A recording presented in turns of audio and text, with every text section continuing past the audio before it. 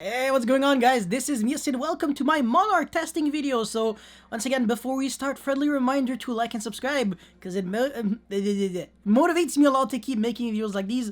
Jesus, every single time, it's always an epic fail. And yeah, so for replay number 1, I'm going first. And my opponent has Effect Veiler. Interesting, huh? Interesting.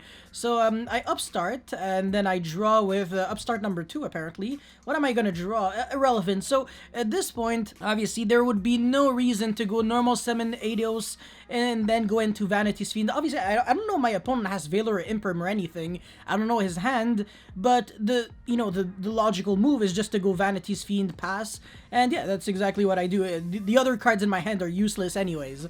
So, he goes upstart, and then technically he has a good hand. I mean, Genex Undyne is a good card. The deck that he's playing, I don't know if it's too relevant, and also I don't know why he said those double summons before using card destruction. They're completely irrelevant. Yes, so I don't really know why. Anyways, I unbrick for turn, which very skillful Yu-Gi-Oh player. I'm pretty sure I. Oh no, never mind. He actually unbricked me. Imagine card destruction, discarding 4 garnets to draw like 4 pieces of Exodia. Top deck the 5th one, LMAO. But yeah, I just go for a little bit of damage. He has a dead Effect Veiler in the hand. XD lol. Draws into garbage and scoops it up.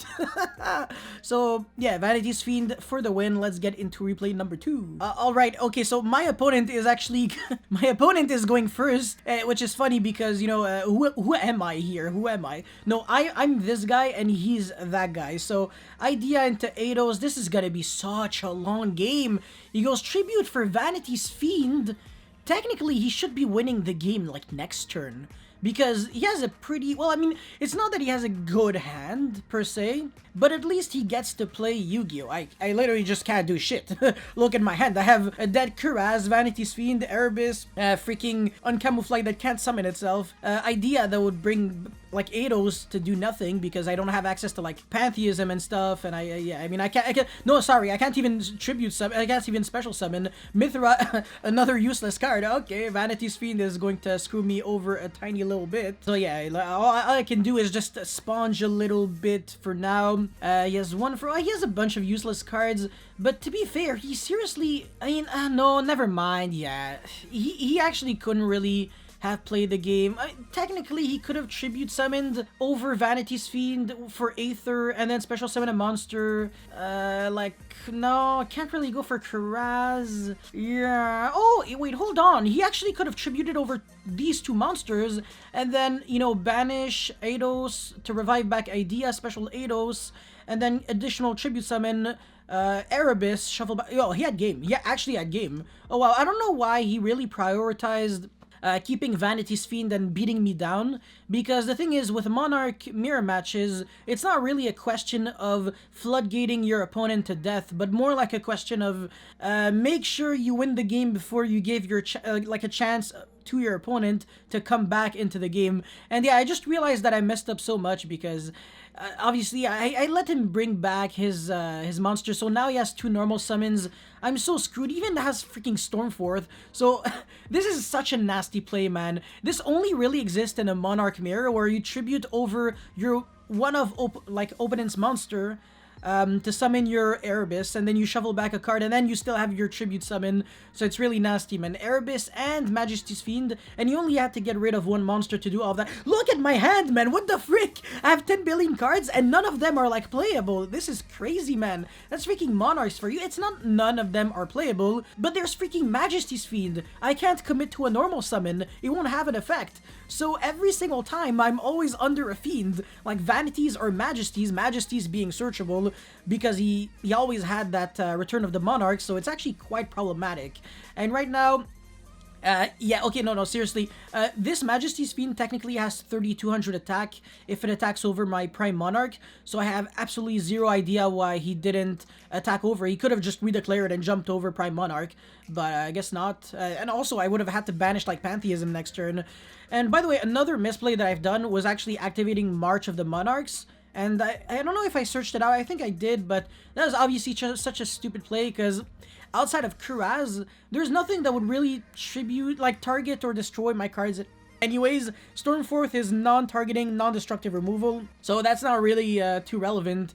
And yeah, I'm just gonna keep plussing imaginary pluses. Oh, Stormforth, finally something that actually does something. So yeah, Chainlink 1, Chainlink 2, once again, doesn't really do much because I had to get rid of my real normal summon for that. So unless I have something like nothing actually, yeah, even with Mithra, there's really no way around playing again, like through Majesty's Fiend and dealing like a lot of damage. So yeah, okay, a bunch of questionable plays here. His idea can no longer summon Eidos. He actually went through every single one of his Eidos, and he also does not play Mithra. Interesting. I'm pretty sure he doesn't play Mithra, and he plays Testalos.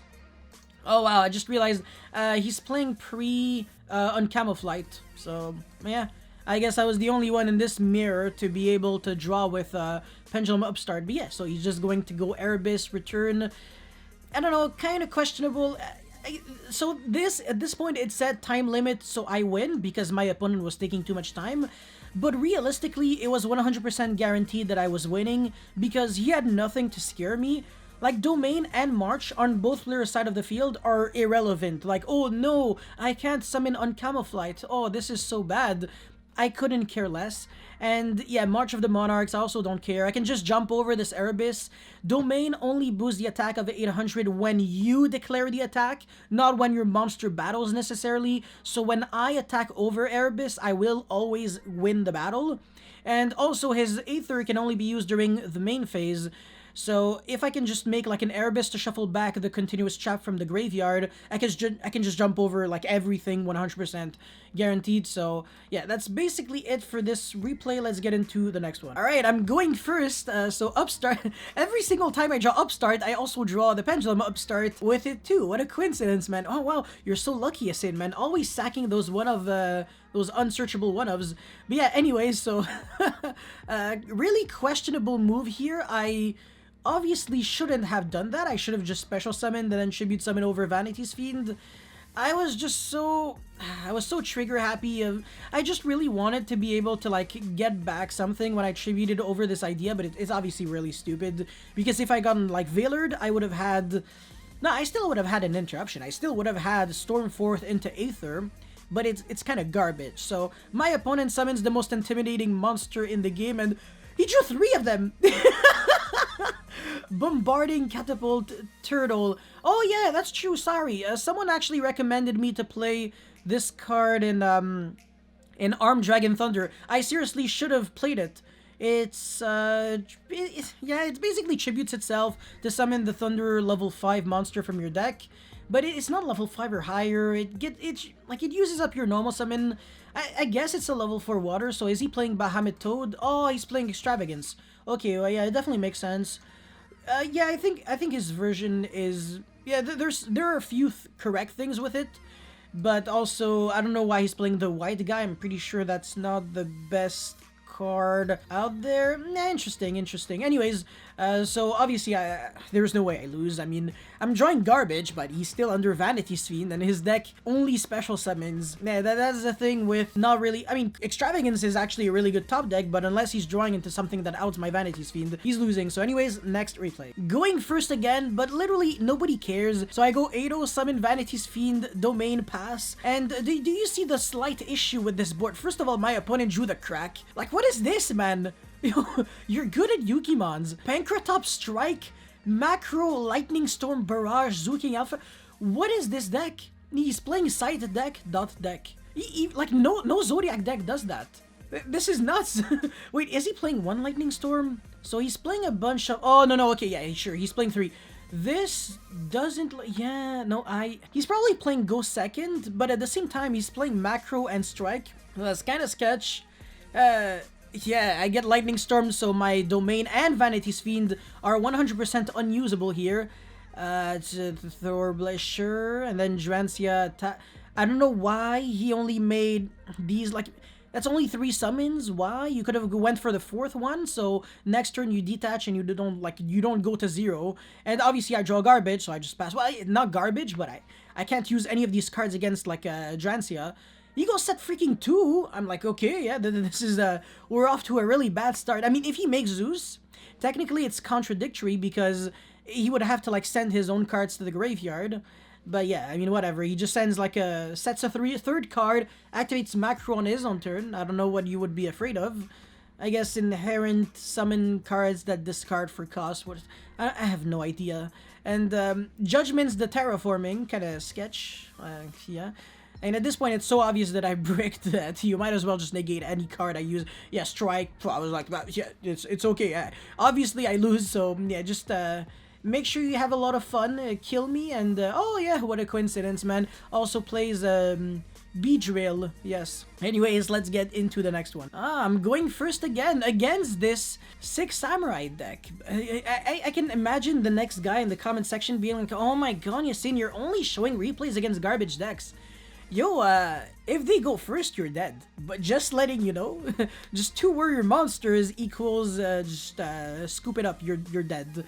So nah, yeah, you're going to be shocked. That's all I can say. But yeah, obviously when I have Vanity's Fiend and Domain, aka when I'm good at Yu-Gi-Oh, it doesn't really matter too much. So yeah, summon your garbage monster that can't even use its effect, set Living Fossil, and then scoop it up. Now let's get into game 2 of This Was a Best Out of 3. So yeah, there it is for you, man. 6 Samurai are trash. This is what happens when apparently you don't draw garbage, so and when you go first. But to be fair, I'm pretty sure this deck can actually play some utility cards. Not sure, like, how many? But yeah, I mean, honestly, as soon as you see Isolde hitting the field, you know you're screwed. So yeah, summon Genba? No, Fuma, sorry. And then whatever this is. Herald, okay. Yeah, alright, sure. Herald on summon number, like, 9, but it doesn't matter. Gateway of the 6, search. Oh, that looks like an infinite loop. Interesting. So, yeah, Kizan. It's a pretty good card, actually. It's a free special summon that isn't once per turn. So, obviously, it gives a lot of counters to your guy. Now he has 2 level 4 Earth. Dugaris can revive back something. This is going to be Fuma. Level 1 to... Does this card actually have a real effect? I don't think... if this card is destroyed by battle or by card effect. My boy Dave Trepanier actually used to play this card with True King cards. He played True King 6 Samurai at an event, and he was going True Draco Mariamne, which is technically like a True King. It just has Draco in its name.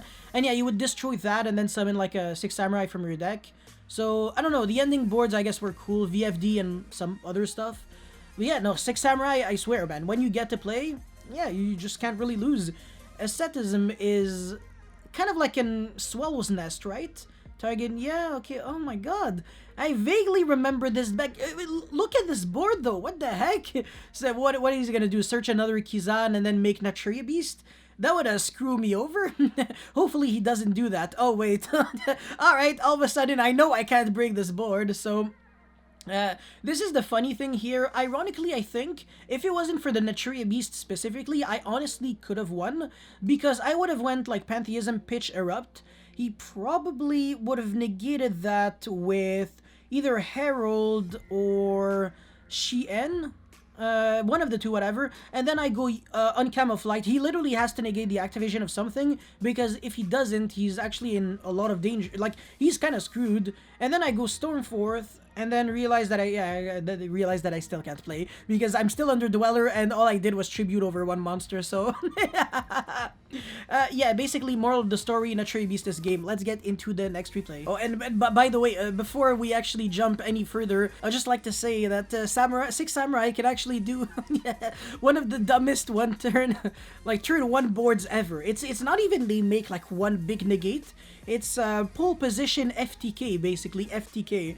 There's like 1 out in Yu-Gi-Oh to that, which is like Trap Eater or something stupid like that. Just because you send the trap card to the grave for cost. It's super retarded. And yeah, oh yeah, he just scoops it up because I have Vanity's Fiend, Majesties, and Domain, which is funny because he had Twin, because this was a game 3. But ironically, even Lightning Storm wouldn't have done it. This is like a double layer of protection when you have Vanity's Fiend and March. Because Lightning Storm can only be used on spells and traps, not on my Vanity's Fiend. It wouldn't really give you anything. If you get rid of Domain, I still have Vanities, and technically, if you get to negate my Vanities and then jump over, I'm screwed, because both of these cards become useless, and this is just a Garnet on the field. And then I have 3 cards that I might not be able to use, because this is actually pretty this is a really aggressive deck. But anyways, let's get into the next replay. Alright, I'm going first against... This is actually really scary, man. Crescendo, Nessie, Tracer, Nightmare, Wand. This is the kind of hand that if you start pitching your Orkest Nightmares with Nessie, you're pretty good at the game. But yeah, obviously I have Majesty's Fiend, so I can just jump over this. I mean, I also can't really do much myself, but look at this guy. Of course he tops decked the freaking Forbidden Droplet. So yeah, now he can actually just play the game normally. Well, play the game normally. He's still under domain, so on main phase 1 he can't really hurt me too much. So in other words, if that Nessie successfully summoned itself, he could have summoned it an attack and then jump over me, but he got sniped, so he had to search for Jackalope instead. And then what happened is that he summoned it in defense, for I have no idea why. I seriously don't have any idea why, because now... Hold on, sorry. Actually, I have a question. I'm not sure. When you summon your danger and when you draw your card, is it you summon your danger and then you draw? Or it's... Yeah, no, I actually think you have to summon your monster and then choose the battle position and then see what card you're about to draw. So he still should have summoned Jackalope and attack in case this was like an irrelevant card, because... Setting Quick Launch is stupid, by the way. It's a quick play. You can't use it the turn you set it. He should have just kept it in the hand, or just use it right away. So that was a huge misstep on his part. And then, yeah, he's using Quick Launch. Interesting. So he's summoning Rocket Tracer, but now look at this very, very, very, very, very, very carefully. So he's going to use Rocket Tracer, enter battle phase because he thinks he can attack me, but Rocket Tracer prevents the monster that you summon from being able to attack. So he's like, oh, okay, shit, whatever. Now, whatever, I'm just going to summon another monster, and then, you know, that monster is going to attack over Majesty's Fiend, but it's too late because whichever monster you summon is not going to be able to jump over that Majesty's Fiend unless you randomly play the weird... yeah, he doesn't play them. He doesn't play them. This deck, actually, it only plays the rocket cards as, like, a really small Dark Engine, which I like, by the way. I really like it. It's like a 1-card Boral Savage, 1-card rank 4, something like that. Really cool, of course, but this card just doesn't really do anything going second, and obviously... He had a really good opportunity to completely destroy me. He could have went Jackalope and attack, and then Orkest Nightmare banished to boost Jackalope by maybe 800? I don't know if he played another wand. Ooh, he actually didn't. Interesting. So the circumstances were what to led him to lose the game. So this is one of those situations where maybe if he kept the quick launch, since the Nessie would have had like a weaker chance of getting sniped, he would have won. But this is typically the kind of scenario where you have the cards to win, but you don't win because of just an incorrect judgment call. So really great lesson for everyone here. Yeah, really interesting, even despite not having Orkest Nightmare access to boost your Jackalope by 800, so it becomes 13, enough to jump over Majesty's Fiend, because I'm pretty sure Orkest Nightmare cannot send Orkest Nightmare, except if I'm wrong. So send one Dark Machine for except the Orkest Nightmare. Yeah, exactly. So even if you play 3 Orkest Nightmare, it simply doesn't work.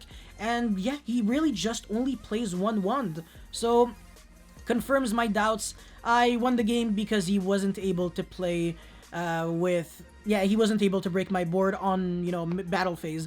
But anyways, let's get into the next trip. Alright, I'm going first. Yes, Uncamouflaged gets ashed. Alright, interesting. Pantheism can still successfully do some stuff. Tenacity, alright, because I really need to draw for like a way to summon a monster, but yes, this is Monarchs for you. This is exactly what I said in my deck profile, by the way. Uncamouflaged, when it gets ashed, if my opponent bricked, he's the one in danger because I'm just going to use my upstart next turn and then special summon. So he's going -1 for free, by the way. But in this scenario, since I have no actual summons, I'm completely screwed because this was my only way to like at least go into, I don't know, either Majesties or Vanities. Technically, in this scenario, I probably would have went for Vanity, so it wouldn't have changed much because he still had like Torrential, so next turn he could have went like normal and then Torrential on the summon, and that would have been enough. But yeah, and also top decking garbage for turn, obviously. Pantheism again, hopefully I can draw something, but no, I keep drawing garbage. Another Vanity's Fiend, are you kidding me? And also, Sarah is unaffected by card effects, so yeah, can't really do too much here. I don't really see the interest of, yeah. Oh yeah, I have too many cards in my hand, so I have to discard a card on end phase because 8 freaking cards, but none of them can be used. 6 freaking Monarchs in hand. Nice deck. Well, I mean, 4 real Monarchs and 2 fake Monarchs. Once again, Konami, reduce the defense of Vanity's Fiend by 200. I'm obviously just kidding. Please don't do that. Anyways, so bounce back at double. I hate that card in Trap Tricks. It's so not needed.